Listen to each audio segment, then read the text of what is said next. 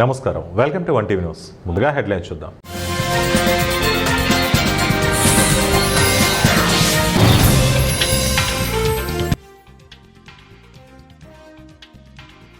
America Russia మధ్య ముగిసిన new start ఒప్పందం, అణుయుద్ధ భయం.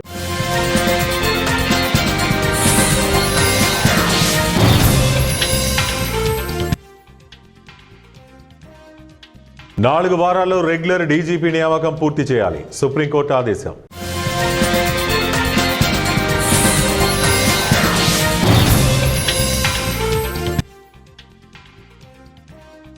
ప్రజాస్వామ్యాన్ని కాపాడండి, సర్పై సుప్రీంకోర్టులో మమతా ప్రత్యక్ష వాదన. నియంత్రణ లేని అణు ఆయుధాల తయారీ 2011 నుండి అమల్లోకి ఉన్న ఈ ఒప్పందం ప్రకారం ఇరు దేశాలు గరిష్టంగా 1550 వార్ హెడ్లు, 700 లాంచర్లు, 800 మోహరించిన లాంచర్లను మాత్రమే ఉంచుకోవడానికి అనుమతి ఉంది.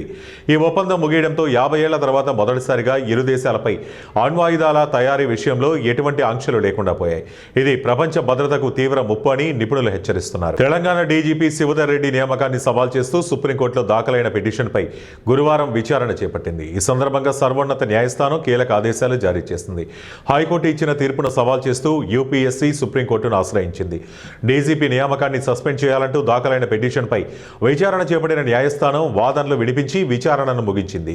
ఇటీవల తెలంగాణ హైకోర్టు డీజీపీ నియామకాన్ని సవాల్ చేసిన పిటిషన్ను కొట్టివేస్తూ పూర్తిస్థాయి డీజీపీ నియామక ప్రక్రియను 4 వారాల్లో పూర్తి చేయాలని యూపీఎస్సీతో పాటు తెలంగాణ ప్రభుత్వానికి ఆదేశాలు జారీ చేసింది సుప్రీంకోర్టు. ఈ ప్రక్రియను యూపీఎస్సీ తెలంగాణ ప్రభుత్వం సమన్వయంతో నిర్వహించాలని స్పష్టంగా ఆదేశించింది. ఈ విషయంలో హైకోర్టు తీర్పును సుప్రీం న్యాయస్థానం సవరించింది. గత ఏప్రిల్ నెలలో రాష్ట్ర ప్రభుత్వం పంపిన ప్రతిపాదనలను పరిగణలోకి తీసుకోవాలని యూపీఎస్సీ సహా రాష్ట్ర ప్రభుత్వానికి ఆదేశాలు జారీ చేసింది. సుప్రీంకోర్టులో వాదించిన దేశంలోని తొలి ముఖ్యమంత్రిగా పశ్చిమ బెంగాల్ సీఎం మమతా బెనర్జీ చరిత్ర సృష్టించారు. ఓటర్ల జాబితా ప్రత్యేక సమగ్ర సమీక్షలో జోక్యం చేసుకోవాలని ఆమె సుప్రీంకోర్టును బుధవారం అర్థించారు. పశ్చిమ బెంగాల్ను కేంద్రంగా చేసుకుందని, రాష్ట్ర ప్రజలను అణిచివేస్తోందని ఆమె ఆరోపించారు. ప్రజాస్వామ్యాన్ని కాపాడాలని కోర్టును అర్థించారు. మమతా పిటిషన్ని పరిగణలోకి తీసుకున్న సుప్రీంకోర్టు అసలైన ఓటర్లు జాబితాలో ఉండాల్సిందేనని స్పష్టం చేసింది. మమతా పిటిషన్పై సుప్రీంకోర్టు ఫిబ్రవరి 9లోగా సమాధానం ఇవ్వాలని భారత ఎన్నికల కమిషన్ పశ్చిమ బెంగాల్ ప్రధాన ఎన్నికల అధికారికి నోటీసులు జారీ చేసింది. ఉదయం 10 గంటల ప్రాంతంలో తృణమూల్ నేత, న్యాయవాది కళ్యాణ్ బెనర్జీతో సహా తన వాదనలను వెంటబెట్టుకుని మమతా సుప్రీంకోర్టు ప్రాంగణానికి చేరుకున్నారు. మమతా వాదనలను కల్లారా చూసేందుకు పెద్ద సంఖ్యలో న్యాయవాదులు, కక్షిదారులు సీజేఐ కోర్టు హాల్ వద్ద గుమికూడారు. 5 నిమిషాలు వాదించేందుకు తనకు అనుమతి ఇవ్వాలని మమతా సీజేఐని కోరారు. 5 కాదు 15 నిమిషాల సమయం ఇస్తారని సీజేఐ బదులిచ్చారు. తెలుగుదేశం పార్టీ నాయకులు మాజీ మంత్రి మాగంటి బాబు పుట్టినరోజు వేడుకలు ఘనంగా నిర్వహించారు. ముందుగా దివంగత నేత, మాజీ ముఖ్యమంత్రి నందమూరి తారక రామారావు విగ్రహానికి మాగంటి బాబు దంపతులు పూలమాల వేసి ఘనంగా నివాళులర్పించారు. బీజేపీ నాయకులు, మాజీ శాసనసభ్యులు అంబికా కృష్ణ, ఉమ్మడి పశ్చిమ గోదావరి జిల్లా చైర్పర్సన్ గంటా పద్మశ్రీ ప్రసాద్, టీడీపీ నాయకులు చోడే వెంకటరత్నం, జిల్లా వ్యాప్తంగా విచ్చేసిన కూటమి నాయకులు పుట్టినరోజు సందర్భంగా మాగంటి బాబుకు శుభాకాంక్షలు తెలిపారు. ముందుగా మాగంటి బాబు దంపతులు పుట్టినరోజు సందర్భంగా అభిమానులు ఏర్పాటు చేసిన కేకును కట్ చేశారు. ఈ సందర్భంగా అంబికా కృష్ణ మాట్లాడుతూ మాగంటి బాబు తల్లిదండ్రులు రాష్ట్రంలోని ప్రజలకు తెలియని వారు ఉండరని, వారు ఆంధ్రప్రదేశ్ రాష్ట్రంలో మంత్రులుగా పనిచేసి ప్రజలకు సేవ చేశారని గుర్తు చేశారు. అదేవిధంగా మాగంటి బాబు కూడా మంత్రిగా, ఎంపీగా రాష్ట్ర ప్రజలకు ఎన్నో సేవలు అందించాలని కొనియాడారు. బాబు గారి గురించి చెప్పాలంటే ఈయనకి అవధులు లేని హృదయం. ఈయనకి ఒక ఢిల్లీలో ఈయన ఎంపీ క్వార్టర్స్ ఉంటాయి. ఆ ఎంపీ క్వార్టర్స్ సత్రమే. వచ్చేవాళ్ళు వస్తూనే ఉంటారు, ఫోన్ చేసేవాళ్ళు ఫోన్ చేస్తూనే ఉంటారు, వంట వండుతూనే ఉంటారు.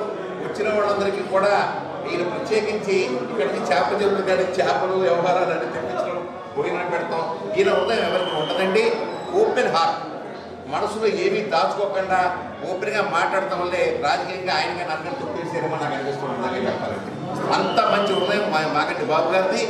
అటువంటి వ్యక్తి ఎప్పటికైనా కూడా భగవంతుడు మబ్బు వచ్చింది, తర్వాత మళ్ళీ సూర్యుడు వెలుగులోకి వస్తాడు. ఖచ్చితంగా ఈయన మళ్ళీ వెలుగులోకి రావాలి. ఏలూరికి ఆయన సేవలు అందించాలి, ఏలూరికి ఇక్కడ ఆంధ్రప్రదేశ్కి సేవలు అందించాలని చెప్పి మనస్ఫూర్తిగా కోరుకుంటూ వీరి యొక్క అదృష్టం అంతా మేడం గారి యొక్క అదృష్టం ఖచ్చితంగా ఆయన నడిపిస్తోంది. మరొక మంచి మంచి కార్యక్రమాలు చేస్తూ ప్రజాసేవలు అంకితం అవ్వాలని చెప్పి నేను మనస్ఫూర్తిగా కోరుకుంటూ భగవంతుడి యొక్క ఆశీర్వచనం ఆయన ఉండాలి, ఆయన నూరేళ్ళు హాయిగా చల్లగా ఆనందంగా ఉండాలని చెప్పేసి భగవంతుడు ప్రార్థిస్తూ జై తెలుగుదేశం.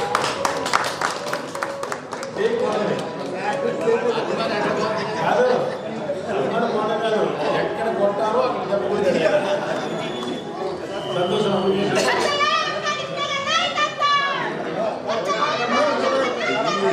కామారెడ్డి జిల్లా బాన్సువాడ మున్సిపాలిటీ ఎన్నికల్లో 19 వార్డుల్లో ఎన్నికల ప్రచారంలో అభ్యర్థులు ముమ్మరం చేశారు.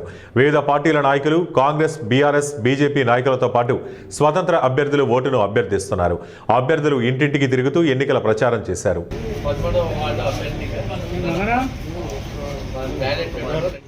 నేను 13వ వార్డు కాంగ్రెస్ పార్టీ అభ్యర్థిగా ఉన్నాను.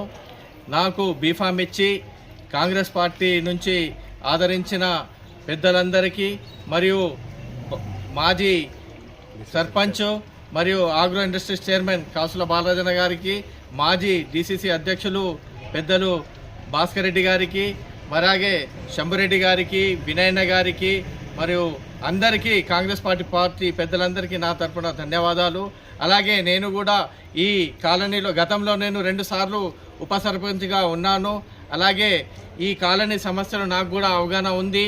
కాబట్టి నేను రేపు మీరందరూ సహకరించి ఆశీర్వదించి నాకు పెద్ద మెజార్టీతో గెలిపిస్తే నేను ఈ కాలనీ సమస్యలను పెద్దలందరి దృష్టికి తీసుకెళ్ళి పరిష్కరించడానికి ప్రయత్నం చేస్తాను. కాబట్టి నన్ను ఆశీర్వదించి భారీ మెజార్టీతో గెలిపించాలని కోరుతున్నాను. థ్యాంక్ యూ, ధన్యవాదాలు. అనంతపురం జిల్లా రాయదుర్గం పట్టణంలోని ఆత్మకూరు వీధిలో కొండపై ఉన్న హజరత్ సయ్యద్ జాఫర్ షా వలీ ఖాద్రీ దర్గాలో 346వ మహోత్సవాలు అంగరంగ వైభవంగా ప్రారంభమయ్యాయి.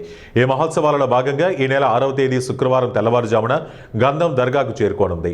అదే రోజు రాత్రి ప్రత్యేకంగా ఖవాలీ కార్యక్రమం నిర్వహించనున్నారు. అలాగే ఈ నెల 7వ తేదీ శనివారం తెల్లవారుజామున షంషీర్ ఊరేగింపు ఆత్మకూరు వీధి నుంచి ప్రారంభమై వినాయక సర్కిల్, బల్లారి రోడ్డు, శాంతినగర్ మీదుగా సాగి తిరిగి హజరత్ సయ్యద్ జాఫర్ షా వలీ ఖాద్రీ దర్గాకు చేరుకుంటుంది. ఈ నెల 8వ తేదీ ఆదివారం జియారత్ కార్యక్రమం నిర్వహించనున్నట్లు నిర్వాహకులు తెలిపారు. ఈ సందర్భంగా భక్తులు పెద్ద సంఖ్యలో పాల్గొని దర్గాను దర్శించుకోవాలని కోరారు. ఈ మహోత్సవాలను హిందూ, ముస్లింలు మత విభేదాలు లేకుండా సౌహార్ద వాతావరణంలో నిర్వహిస్తున్నట్లు తెలిపారు. ఇతర రాష్ట్రాల నుంచి వచ్చే భక్తుల సౌకర్యార్థం త్రాగునీరు, వైద్య సేవలు, భద్రత తదితర అన్ని ఏర్పాట్లు చేసినట్లు పేర్కొన్నారు. భక్తులు అధిక సంఖ్యలో పాల్గొని భక్తి శ్రద్ధలతో దర్గాను దర్శించి ఉరుసు మహోత్సవాలను విజయవంతం చేయాలని నిర్వాహకులు లడ్డు మహమ్మద్ షఫీ, చమ్మా అహ్మద్ ఖాన్, అల్లా బకాష్, ఇబ్రహీం నిజాముద్దీన్, అబ్దుల్ గఫూర్, ఇక్బాల్, సులేమాన్, ఆత్మకూరు వీధి యువకులు తదితరులు పిలుపునిచ్చారు.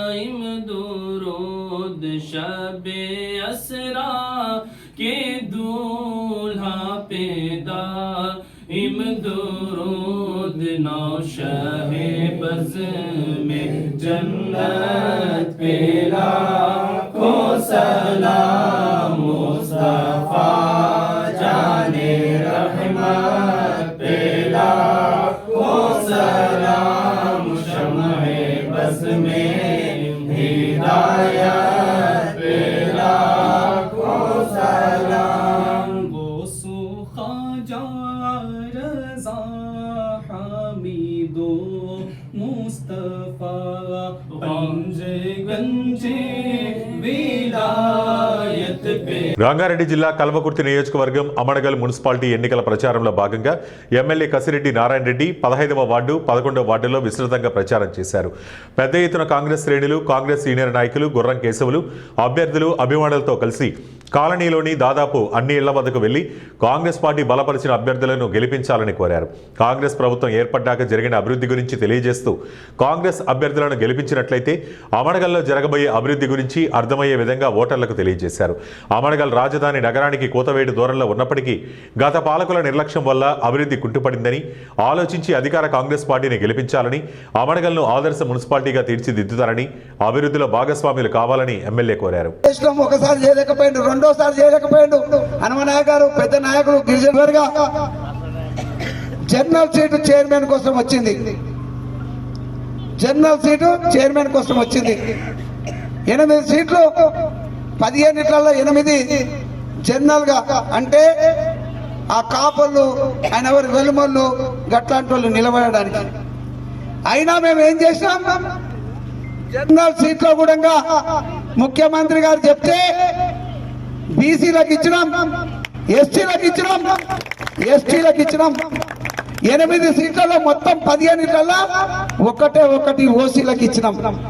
ఎక్కడన్నా ఉందేమో మీరు ఆలోచన చేయండి.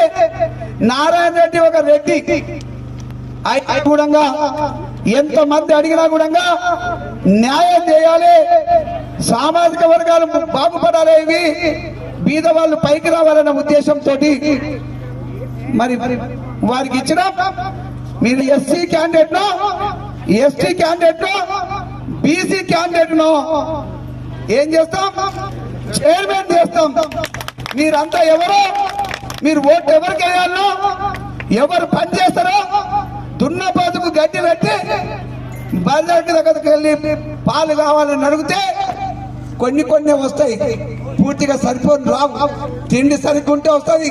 మీరు తిండి పెట్టుంది అంటే ఆమెను గెలిపించండి, మేము ఖచ్చితంగా ఈ పనులు చెప్పినయే చేస్తాం. ఏ మాట చెప్పినామో ఆ మాటకు కట్టుబడి ఎమ్మెల్యే కల్వకుర్తి నారాయణ రెడ్డి పనిచేస్తాడు గౌరవ ముఖ్యమంత్రి రేవంత్ రెడ్డి గారి ఆధ్వర్యంలో అని చెప్పి మీకు తెలియజేస్తా ఉన్నా.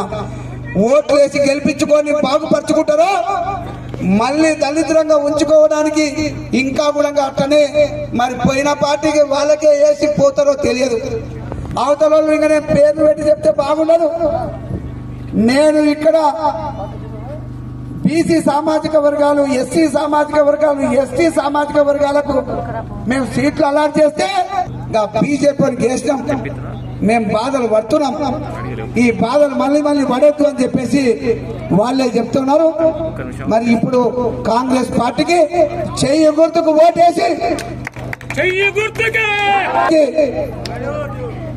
ఓటేసి గెలిపించమని చెప్పి తెలుస్తున్నా. నాడు అరాచక పాలన, నేడు అభివృద్ధి సంక్షేమ పాలన అని జీడీ నెల్లూరు జనసేన ఇన్ఛార్జ్ డాక్టర్ పొన్నా యుగంధర్ అన్నారు. గురువారం గంగాధర నెల్లూరు నియోజకవర్గం ఎస్ఆర్పురం నియోజకవర్గ ప్రెస్ క్లబ్లో మీడియా సమావేశం నిర్వహించారు. ఆయన మాట్లాడుతూ రాష్ట్రంలో అభివృద్ధి సంక్షేమంలతో పాలన నడుస్తుంటే ఓర్వలేక గతంలో వారు చేసిన ఘోరాలు బయటకు వస్తాయని మాజీ ముఖ్యమంత్రి జగన్మోహన్ రెడ్డి భయపడి తప్పుడు రాజకీయాలకు సిద్ధపడ్డారని తీవ్రంగా మండిపడ్డారు. తిరుమల లడ్డూలో కల్తీ జరిగిందన్నారు. అంబటి రాంబాబు తిట్టినవి తిట్లే కాదని, అవి బూతులు కాదనంటూ జగన్ రెడ్డి సర్టిఫికెట్ ఇస్తున్నాడని, అంటే అతను ఎంత మానసికంగా దిగజారిపోయాడో తెలుస్తుందన్నారు. అంబటి రాంబాబు, పేర్ని నాని, కొడాలి నాని, జోగి రమేష్, వంశీ వాడే బూతులు ఆయనకు పవిత్ర వాక్యాలుగా వినిపిస్తున్నాయని ఎద్దేవా చేశారు. కూటమి ప్రభుత్వంలో రాష్ట్రం సస్యశ్యామలంగా ఉందని, ముఖ్యమంత్రి నారా చంద్రబాబు నాయుడు, డిప్యూటీ సీఎం పవన్ కళ్యాణ్ సారథ్యంలో అభివృద్ధిలో ముందుకెళ్తుందన్నారు.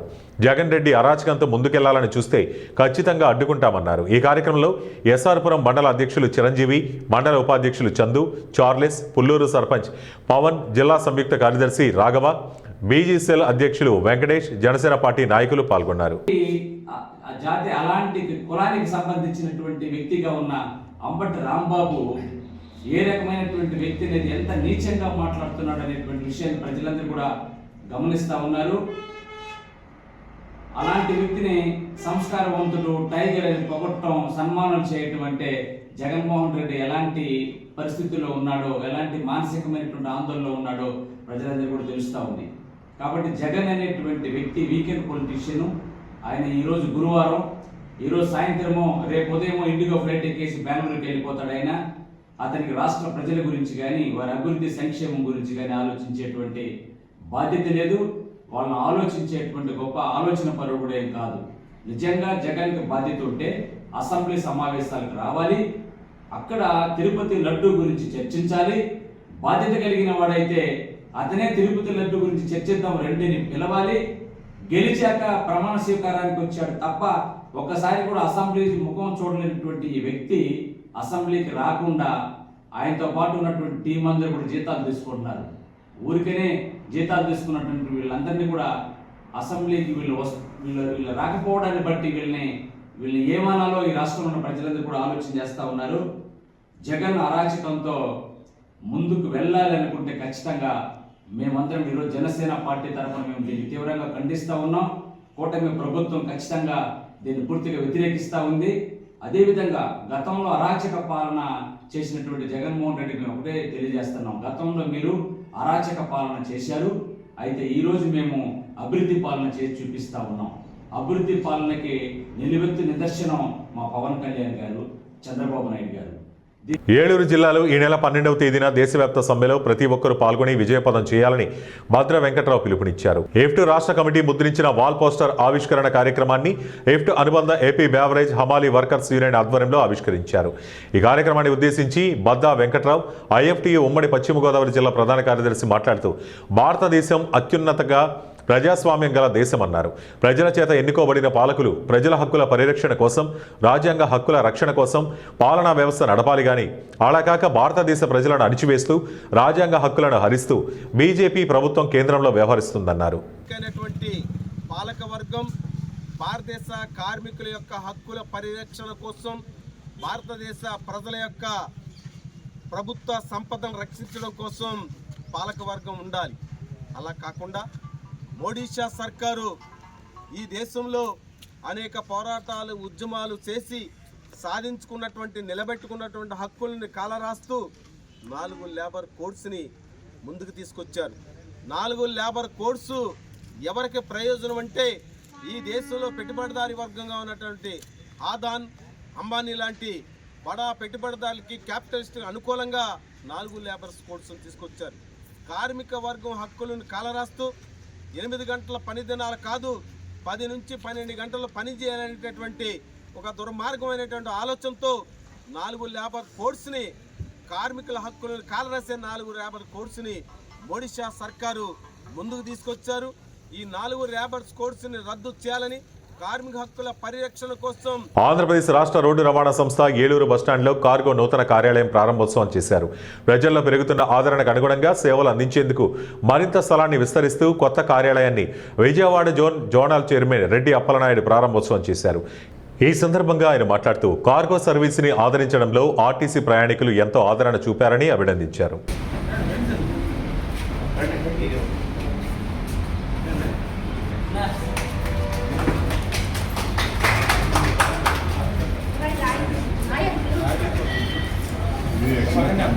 వార్తలు ముగించే ముందు ముఖ్యాంశాలు మరోసారి.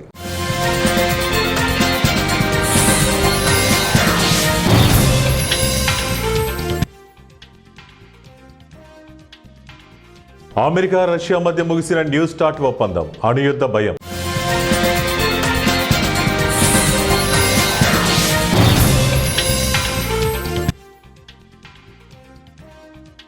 నాలుగు వారాల్లో రెగ్యులర్ డీజీపీ నియామకం పూర్తి చేయాలి, సుప్రీంకోర్టు ఆదేశం.